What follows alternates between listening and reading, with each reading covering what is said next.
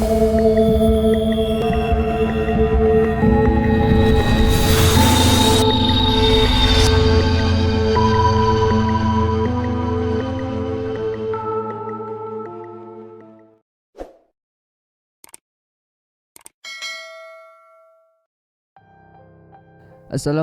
warahmatullahi wabarakatuh.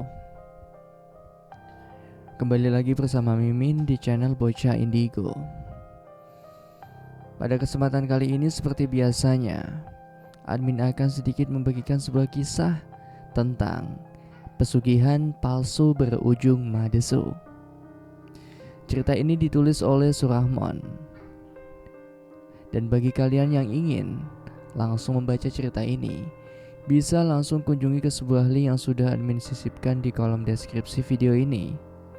Sebelum kita lanjut, alangkah lebih baiknya kita bersama-sama berdoa terlebih dahulu.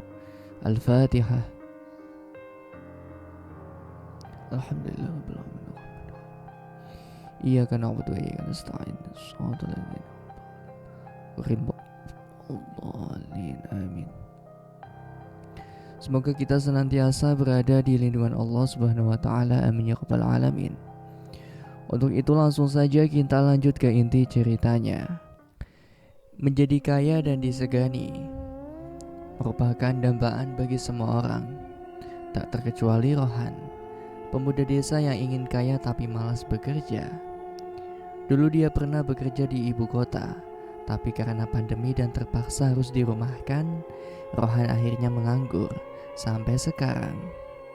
Sampai suatu hari saat sedang mengerumpi dengan bapak-bapak di pos ronda, salah satu bapak-bapak yang sedang ronda bilang, bro, kok kita ndak pernah lihat Pak Agus ikut ronda ya? Apa dia sekarang pindah? Mosok sih Pak? Enggak yo, kemarin aku lihat dia lagi nyuci mobil di halaman rumahnya kok, bantah Pak Hansip. Iya po. Tapi kalau dipikir-pikir, dulu kan Pak Agus hidupnya melarat banget ya. Iya sih, kok sekarang bisa makmur gitu ya? Hebat yakin. Rumah sudah gedongan, tanah di mana-mana, apa ya rahasiane? Mendengar para bapak-bapak menggosip, Rohan pun jadi kepikiran ingin bertanya langsung pada Pak Agus rahasia dia bisa menjadi sekaya raya sekarang ini. Keesokan harinya Rohan kebetulan bertamu ke rumah Pak Agus. Dan betul kata bapak-bapak di pos ronda, kini Pak Agus sudah kaya raya, bagaikan Sultan Andara. Rohan disuguhkan dengan berbagai makanan mahal dan mewah. Benar-benar bikin iri kehidupan Pak Agus saat ini. Setelah mengobrol basa-basi ngalor ngidul, akhirnya Rohan memberanikan diri untuk bertanya pada intinya. Mohon maaf sebelumnya Pak Agus, saya benar-benar kagum dengan Bapak, sudah sukses ya sekarang. Tapi kalau ndak keberatan, boleh dong Pak, bagi-bagi tipsnya biar saya juga bisa sukses seperti Bapak. Kamu tuh bisa saja Han, saya masih sama seperti dulu kok. Ndak ada yang berubah. Wis toh Pak, ndak usah merendah gitu. Bagaimana juga masih tetap rendahan saya. Lucumu ndak berubah ya dari dulu. Bercanda Pak. Ayo dong Pak, bagi-bagi tips dan triknya agar bisa kaya dalam waktu singkat seperti Bapak. Saya sudah lelah Pak nganggur terus. Ndak ada tips apa-apa. Saya cuma menyerahkan semuanya pada Gusti Allah. Karena kan semua rezeki asalnya dari Allah. Allah Pak Agus ini mosok cuma pasrah gitu bisa kaya. Buktinya saya pasrah terus tapi ora kaya-kaya. Ya ndak gitu toh konsepnya. Baiklah, kalau kamu pengen tahu, tak beritahu rahasianya. Kenapa saya bisa tiba-tiba mendapatkan rezeki lebih? Rohan semakin penasaran dan serius mendengarkan. Rahasianya itu adalah 2 bulan lalu tanah keluarga saya dibeli oleh pemerintah untuk pembangunan berkala. Nah dari situlah saya dapat modal. Kemudian uangnya tak putar lagi buat modal usaha, buat beli reksadana, sampai ada yang tak investkan ke tanah. Pak Agus menjelaskan dengan santai. Rohan pun makin antusias menyimaknya. Terus Pak, terus gimana? Sambil meneguk kopinya, Pak Agus melanjutkan. Terus dilalah, Gusti Allah menjawab doa saya selama ini. Tiba-tiba reksadana saya naik drastis dan tanah yang saya jual laku dengan harga tinggi. Nah habis itu tak teruskan dijual lebih tanahnya itu sampai sekarang, dan alhamdulillah rezeki saya ditambah terus sama Gusti Allah. Berasa ketiban durian montong ya Pak kalau kayak gitu ceritanya. Setelah selesai mengobrol dengan Pak Agus, Rohan pulang. Di rumah dia justru menggerutu karena kemungkinan dia bisa kaya raya semakin kecil. Keesokan harinya, saat Rohan sedang nongkrong di angkringan pinggir desa, tiba-tiba orang asing datang. Sepertinya orang ini mampir karena lapar. Bapak bukan orang sini ya? Tanya Rohan. Oh iya mas, kebetulan saya lewat sini. Saya lapar mas, jadi mampir saja sekalian. Habis dari mana pak? Dan mau kemana? Saya dari Jakarta mas, mau ke tempatnya Mbah Purwo. Mbah Purwo? Seperti pernah dengar, yang rumahnya di kota sebelah itu bukan pak? Iya betul mas, beliau cukup terkenal loh. Dan katanya dia bisa bikin kita cepet kaya. Hah? Yang bener pak? Bener mas, teman-teman saya juga sudah membuktikan. Katanya jambi-jambinya mujarab. Bapak ada alamatnya? Kok saya sepertinya tertarik ya? Capek pak, jadi pengangguran. Oh ada. Ini, saya ada kartu namanya Mbah Purwo, bisa difoto. Setelah selesai makan, bapak itu pun melanjutkan perjalanannya. Sementara Rohan langsung pulang untuk bersiap-siap pergi ke tempat Mbah Purwo. Di saat Rohan hendak pergi, tiba-tiba si Firman pulang dari kerja. Mas Rohan mau kemana? Kok rapi banget? Alah, keluar sebentar. Dan jangan tanya-tanya, aku titip ibu sama bapak ya. Belum sempat Fahmi bicara, Rohan pun pergi dengan sepeda motornya. Sesampainya di tempat Mbah Purwo, antrian sudah panjang membentang. Banyak yang memenuhi halaman rumah dukun terkenal ini. 3 jam menunggu, hingga akhirnya tibalah giliran Rohan. Jalukmu opo le? Saya pengen cepet kaya mbah. Rohan menjawab dengan mantap. Mbah Purwo segera membakar dupanya dan membacakan mantra-mantra yang cuma dia paham. Bagaimana mbah? Apa yang harus saya lakukan agar saya bisa kaya dalam waktu singkat? Sabar. Odo angel iki.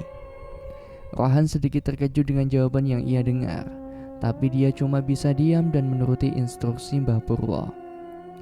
Setelah ritual kecil itu dilakukan, akhirnya Mbah Purwo bicara. Angel, tapi iso tak akali. Pripun mbah? Apa yang harus saya lakukan? Sembari mengeluarkan keris kecil dan sebuah tongkat berisikan rempah-rempah, Mbah Purwo pun kembali membacakan mantranya. Mandikan keris pusaka ini setiap jam 12 malam pada malam Jumat Kliwon. Jangan sampai telat atau terlalu cepat, harus pas. Dan kantong ini berisikan rempah-rempah yang sudah saya berikan bacaan. Tebarkan sedikit demi sedikit di sekitar tempat tidurmu sehari setelah kamu memandikan keris itu. Ingat, waktunya harus pas. Serasa seperti dihipnotis, Rohan pun hanya bisa mengangguk sambil menerima benda itu. Setelah membayar administrasi, Rohan pun langsung pulang. Di rumah, Rohan langsung mengurung dirinya di kamar tanpa makan malam ataupun sekedar mengobrol dengan anggota keluarganya seperti biasanya. Hari demi hari berlalu begitu saja, hingga tibalah malam Jumat Kliwon pertama. Rohan pun melancarkan aksinya. Tepat pada jam 12 malam dia mulai memandikan kerisnya dengan air kembang 7 rupa. lengkap dengan dupa yang dia nyalakan. Bacaan-bacaan dari Mbah Purwo pun dibacanya dengan lirih namun khusyuk. Di kamarnya, Firman yang masih berkutat dengan HP-nya tiba-tiba mencium bau dupa. Karena penasaran, Firman keluar untuk mengecek rumahnya. Dia lihat ayah dan ibunya masih tertidur pulas. Pintu juga sudah terkunci, tapi kakinya terhenti ketika lewat di depan kamar Rohan. Aroma dupa yang tercium makin kuat membuatnya makin penasaran. Firman mengetuk kamar Rohan, tapi tak ada jawaban. "Apa Mas Rohan sudah tidur ya? Tapi kok bau dupanya berasal dari sini?" batinnya. Berkali-kali diketuk, Rohan tetap tidak menjawab, hingga akhirnya Firman menyerah dan kembali ke kamarnya. Keesokan harinya Firman masih curiga. Dia mencoba mengintip ke kamar kakaknya yang belakangan ini selalu dikunci rapat. Tapi hasilnya nihil. Tak banyak yang bisa dilihat dari celah jendela kamarnya. Hingga pada suatu pagi, saat libur akhir pekan, Firman sengaja masuk ke dalam saat Rohan sedang tertidur pulas. Awalnya tidak ada yang aneh dengan kamar itu, hanya sedikit lembab, mungkin karena jarang dibuka. Tapi saat Firman mencoba mengecek kolong ranjangnya, dia menemukan sebuah dupa yang telah dibakar. Wah, tambah-tambah nih kan rasa curiganya. Tanpa banyak berpikir, Firman langsung memotret dupa tersebut dengan HP-nya. Beberapa minggu kemudian, malam Jumat Kliwon kedua, lagi-lagi Firman mencium bau dupa dari sumber yang sama. Tapi cerdiknya, kali ini dia telah memasang kamera tersembunyi di kamar kakaknya itu. Dan benar saja, Firman sangat terkejut saat melihat apa yang ditampilkan kamera itu. Ketika kakaknya dengan khusyuk melakukan ritual sesatnya, tanpa aba-aba, Firman pun langsung mendobrak pintu kamar itu. Rohan sangat terkejut, dan mereka pun berkelahi, membuat ayah dan ibu terbangun karena kegaduhan yang mereka sebabkan. Setelah keduanya berhasil dipisahkan, Rohan dibanjiri pertanyaan tentang hal apa yang selama ini ia lakukan. Bukannya menjawab, Rohan malah kabur, pergi entah kemana. Ternyata Rohan pergi ke tempat Mbah Purwo, tapi karena waktunya tidak tepat. Sesampainya di sana, ia langsung diusir oleh petugas keamanan. Akhirnya Rohan tidur di pos ronda terdekat. Keesokan harinya, Rohan kembali lagi ke tempat Mbah Purwo untuk mengkonsultasikan masalah yang ia alami. "Mbah, pripun niki Mbah? Bukannya mendapatkan kekayaan, saya malah bermasalah sama keluarga." "Itu salahmu sendiri. Kamu yang tidak hati-hati. Bagaimana mau kaya kalau caramu juga asal-asalan?" "Duh Mbah, tolonglah Mbah. Apa ndak ada cara lain yang lebih manjur, yang ndak usah bakar-bakar dupa segala?" Si, kalau sudah begini, hanya ada satu cara." "Apa itu Mbah?" Sabar, saya komunikasikan dulu dengan para karuhun." Sembari merapalkan bacaan mantranya, Mbah Purwo mengeluarkan sebuah kain putih dengan batu akik warna-warni dari belakang tubuhnya. "Ini adalah pusaka pancawarna. Dan bagi siapa yang memilikinya, orang itu akan hidup makmur, banyak rezeki, dan bahagia selalu." "Yang betul Mbah, saya mau dong, saya mau." Rohan semakin antusias. "Tidak semudah itu, anak muda. Hanya orang-orang tertentu yang bisa memilikinya, karena pusaka ini bukan sembarang pusaka." "Lalu saya harus bagaimana Mbah agar bisa memiliki itu?" "Kamu hanya perlu mengikuti instruksi saya. Apapun itu akan saya lakukan Mbah." Setelah mendapatkan instruksi dari Mbah Purwo, Rohan langsung pergi untuk melakukannya. Dia disuruh mengelilingi sebuah rumah kosong yang tak jauh dari lokasinya. Di belakang rumah itu terdapat sebuah sumur yang kedalamannya kira-kira 30 meter. Nah, di dalam sumur itulah Rohan harus bersemedi sampai dinilai layak mendapatkan pusaka pancawarna itu. Sementara itu, di rumah, keluarganya sangat khawatir pada Rohan. terkhusus ayah dan ibunya. Karena tak ada pilihan lain, Firman memutuskan untuk menyusul Rohan dengan melacak keberadaan GPS-nya. Tak butuh waktu lama, akhirnya Firman berhasil tiba di kediaman Mbah Purwo. Dia bingung begitu sampai sana. Kok ramai sekali, padahal sudah malam. Tempat apa ini sebenarnya? Batinnya. Firman memberanikan diri untuk melangkah lebih jauh, berniat mencari kakaknya di antara kerumunan yang ada. Tapi hasilnya nihil. Tak ada satupun orang yang ia kenali di sana. Hingga akhirnya dia nekat berhadapan dengan Mbah Purwo untuk menanyakan keberadaan Rohan. Ngapunten Mbah, apakah jenengan pernah kedatangan orang ini? Tanya Firman sembari memperlihatkan foto Rohan yang ada di HP-nya. Waduh, pasien saya itu banyak sekali Lagi pula, saya juga udah tua. Gak hafal mukanya satu persatu. Tolong dilihat lagi Mbah, saya yakin dia pernah kesini. Firman mulai memaksa. Saya betulan gak ingat Monggo mungkin ada yang bisa saya bantu selain itu. Langsung sebutkan saja keinginanmu. Gak perlu Mbah, saya cuma mau mencari kakak saya. Saya yakin pasti dia ada di sekitar sini. Firman mulai naik pitam dan hampir menyerang Mbah Purwo. Melihat hal tersebut, dua petugas keamanan segera mendekat dan mengamankan Firman. Bawa anak muda itu ke rumah sebelah, mengganggu saja. Firman diseret paksa menuju ke rumah kosong, tempat Rohan bersemedi. Awalnya ini hanya sebuah kebetulan, tapi ketika petugas-petugas itu pergi, tiba-tiba HP Firman berbunyi. Notifikasi dari aplikasi pelacak. Diikutilah arahan dari aplikasi itu hingga tiba di dekat sumur. Di sana dia menemukan tas milik Rohan tergeletak di sisi sumur. Ketika dibuka, isi tasnya masih utuh. Nah, disinilah Firman menyimpulkan kalau kakaknya berada di dalam sumur. Tak butuh waktu lama, Firman langsung berlari ke arah perumahan terdekat untuk meminta bantuan. Beberapa warga pun bersedia untuk membantunya.